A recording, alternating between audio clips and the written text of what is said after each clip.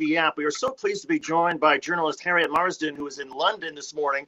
And Harriet, I want to start with some of the latest COVID-19 information. I just saw that there's some new restrictions on the British people in terms of the size of their gatherings. Tell us about it. Right, so if you can keep up with this one, we are now no longer allowed to socialize in groups of more than 6, except if your household or support bubble is larger than 6. Public transport, offices, funerals, weddings, work, school, charity, emergency assistance, religious ceremonies, organized sports or political protests, and many others. So, yeah, that's the long and short of it. It sounds pretty restrictive and pretty draconian. What's been the reaction, and also what prompted this? Have there been new spikes or outbreaks or fears of spikes? Well, there have been significant spikes in infection rate, and for the last few weeks, it's been very clear from the example from France and Spain that we are heading back upwards. Now, that is not accounted for by a higher rate of testing. So that is a higher rate of infection, and that could be to do with a number of things, particularly the Eat Out to Help Out scheme in August, trying to force everyone back into hospitality, into close quarters, people going back to university, to schools, all to get us all back to the new normal in August. Was always the doctors and scientists always said that was going to result in a higher spike. So it really is a case of actions meet consequences. But yeah, people aren't too happy about it.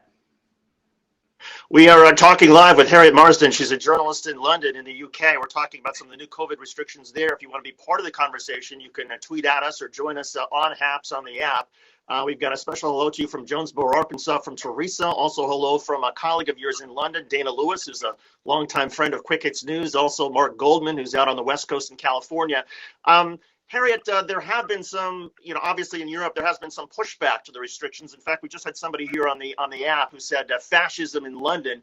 There does seem to be some far right pushback to the restrictions. There were protests in Berlin a couple of weeks ago. In general, have we seen the same kind of right-wing pushback in the UK? I wouldn't say it was a right-wing pushback so much as there is a significant generational divide here between young people, by and large, publicly being seen to adhere to, anyway, social distancing guidelines and restrictions, and then an older generation of, 50 and above really pushing back on having to wear masks, having to restrict movement. It's not so much, as far as we can see here, a left-right divide in that way, rather a kind of generational, how we as young people versus how they as older people see restrictions on freedom. We've got Dana, in fact, is saying, I think the restrictions are reasonable because they are aimed at huge house parties.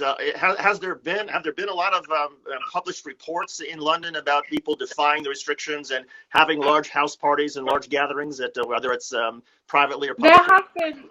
There have been reports of illegal raves, big parties, that kind of thing, but that has not been in London so much as it has been further north, just outside of Manchester, Bolton, a few there. If you are a cynic, then you could say that the timing of these announcements is very interesting because these restrictions are not coming into force until Monday. So why would they be leaked out on a Tuesday night after Matt Hancock has already given his briefing? That's the health secretary. So, if you were a cynic, you could say that it's a very good time to be distracting people from the big news story of Tuesday, which was obviously the government saying that they were willing to break international law with regards to the withdrawal agreement. You're talking about Brexit. Give us a quick synopsis. It was just a couple of years ago when people in the UK voted to essentially withdraw from the European Union. There's been a series of negotiations between the UK and the EU. Where does it stand? And tell us a little more about what just happened.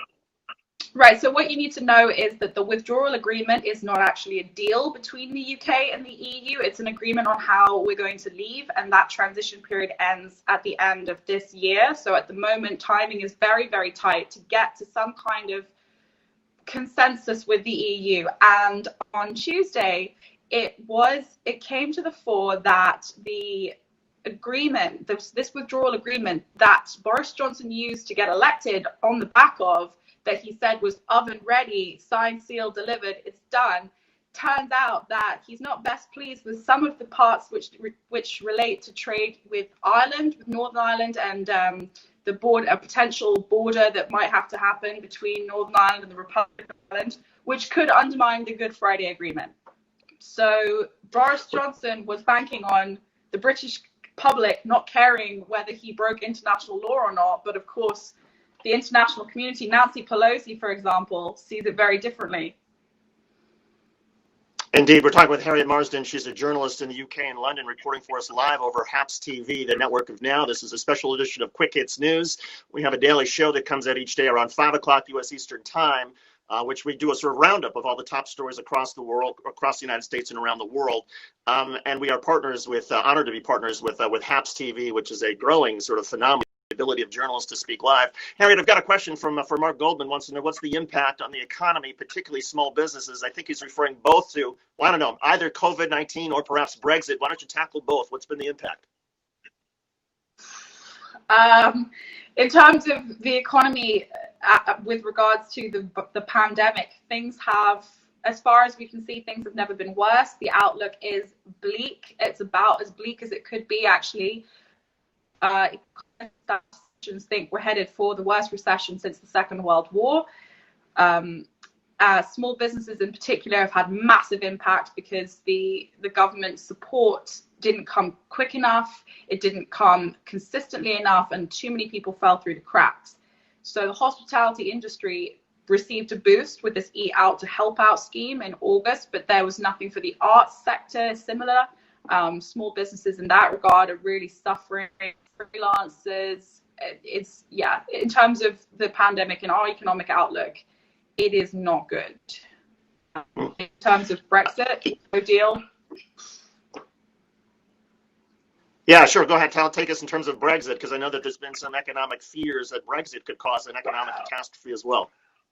Yeah, I mean, the economic impact since the 2016 referendum has been not quite as drastic as some might have anticipated, but it has been bad. There's been a significant drop in investment, city like bankers and finance moving to Frankfurt out of London, for example, fewer nurses and doctors coming in from the EU. So in general, that uncertainty and the consistent lack of consistency has been a disaster for investment and for economic stability in the UK. And if we head towards a no deal in January, which is looking increasingly likely, then it's a catastrophe.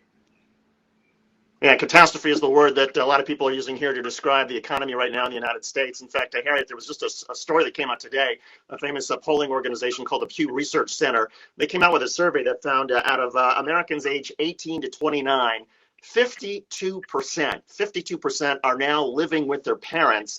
That is the highest on record. It's also higher than the percentage that Pew recorded of that same age group living with their parents during the Great Depression. So it goes to show sort of the economic impact here in the United States. Harriet, you're reporting live from London. A lot of Americans have spent the last 12 to 16 hours trying to digest the latest book on President Donald Trump, in which Bob Woodward, famous American journalist, talks about how President Trump is not fit for office, that the president knew the dangers of COVID-19 and downplayed them anyway. The president gave away to Woodward some nuclear secrets. There's a former defense secretary that says the president is unfit for office, has no moral character. It goes on and on. Is that story getting much play where you are? Yeah, absolutely. I mean, any Trump story gets a lot of airtime over here, more out of sheer incredulity than anything else. There has been a few books that have really gripped the British public. You know, Mary Trump, the niece of Trump, her book, and I think the John Bolton book as well was quite big over here. So at the moment, we're all watching it get live tweeted and people reading it as they go, and the bits that are coming out now, the excerpts. And the big question that we have for you guys is why would Trump talk to Woodward? Why? That's a great question, particularly because, well, part of it, I mean, and here's my guess. I don't know for sure. And he apparently talked to Woodward some 18 different times.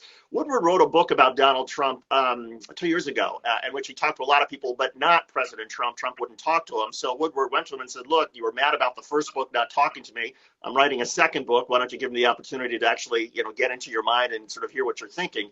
So Trump agreed. I'm not sure that President Trump would necessarily be happy by the outcome, but it was so interesting here in the United States that there was President Trump yesterday acknowledging, yeah, of course I downplayed COVID-19. I didn't want to cause a panic. I didn't want people to worry.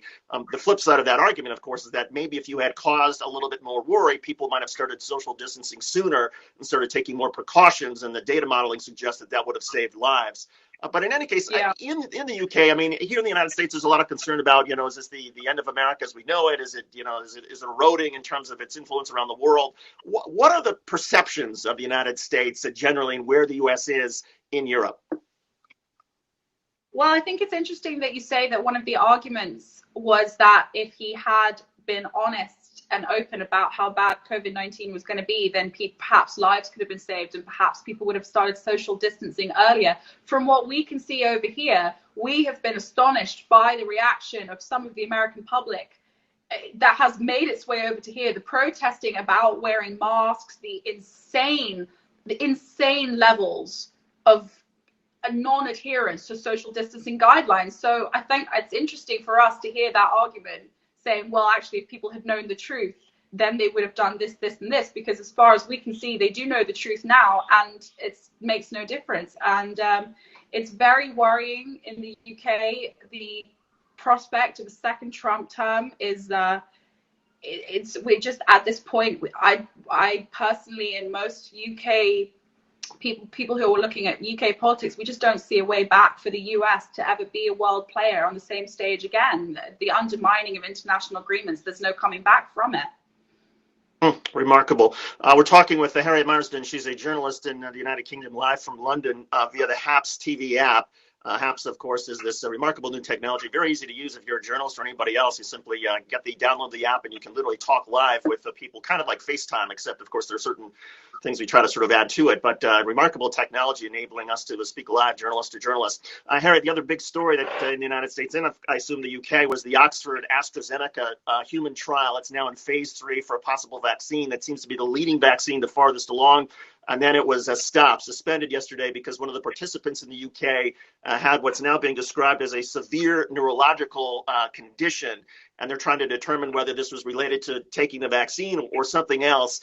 What's been the reaction in the UK? Are people still optimistic? Is it the gut punch that perhaps a lot of people here in the United States felt? I wouldn't say it was too big of a gut punch, actually. I mean, of course, it's disappointing, but you've got to bear in mind that this is a very common occurrence in trials at this stage. It doesn't necessarily mean that this vaccine won't work in the future. We are almost reassured that there's safe precautions are being taken and that the procedures are being followed and that nothing is getting rushed through frantically.